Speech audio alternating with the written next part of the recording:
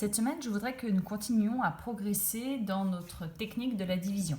Avant les vacances, vous avez appris à diviser un nombre à 2 chiffres par un nombre à 1 chiffre.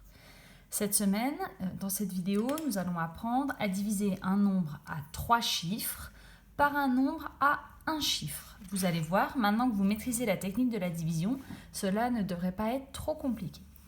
Je vous propose d'essayer de diviser ensemble 654, nombre à 3 chiffres, par 4. Pour cela, nous allons suivre toujours les mêmes 5 étapes. Première étape, je cherche le nombre de chiffres qu'aura mon quotient. Pour cela, je vais chercher entre quel nombre et quel nombre est compris mon quotient. J'essaye 4 multiplié par 10. 40, c'est beaucoup trop petit par rapport à 654. J'augmente. 4 multiplié par 100. 400. Je commence à me rapprocher de 654. Je continue. 4 multiplié par 1000. 4000. Je vois donc que 654 est compris entre 400 et 4000. 654 sera donc compris entre 4 multiplié par 100 et 4 multiplié par 1000.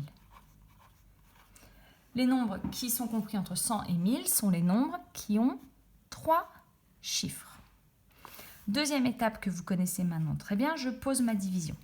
Donc 654 que je vais donc diviser par 4.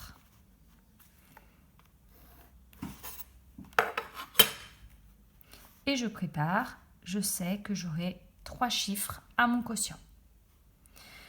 Je vais commencer par diviser les centaines. Souvenez-vous, on a appris ça lorsqu'on a divisé des nombres à 2 chiffres. On commençait par diviser les dizaines. Et bien là, c'est le même principe. On va commencer par diviser le chiffre le plus à gauche. Nous allons commencer par diviser les centaines.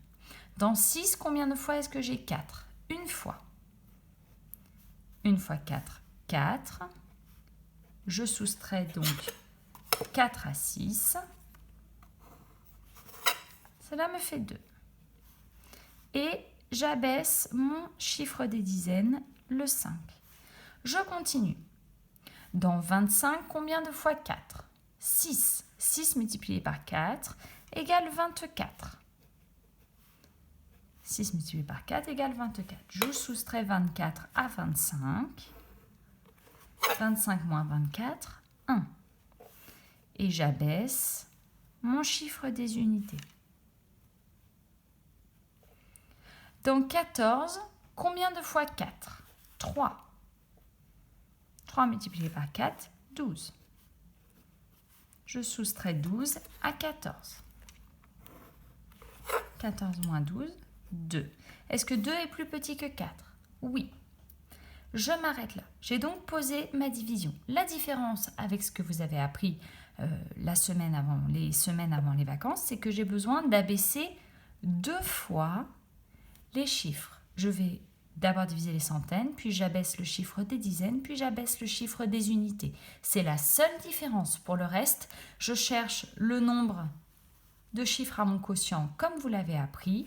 Je fais mes soustractions comme vous l'avez appris. Je vérifie que mon reste est bien plus petit que mon diviseur comme vous l'avez appris. Donc ça, c'était mes deuxième et troisième étapes. Quatrième étape, je vérifie. Alors, 163 multiplié par 4, combien est-ce que ça nous donne ? Ça nous donne 100 multiplié par 4, plus 60 multiplié par 4, plus 3 multiplié par 4.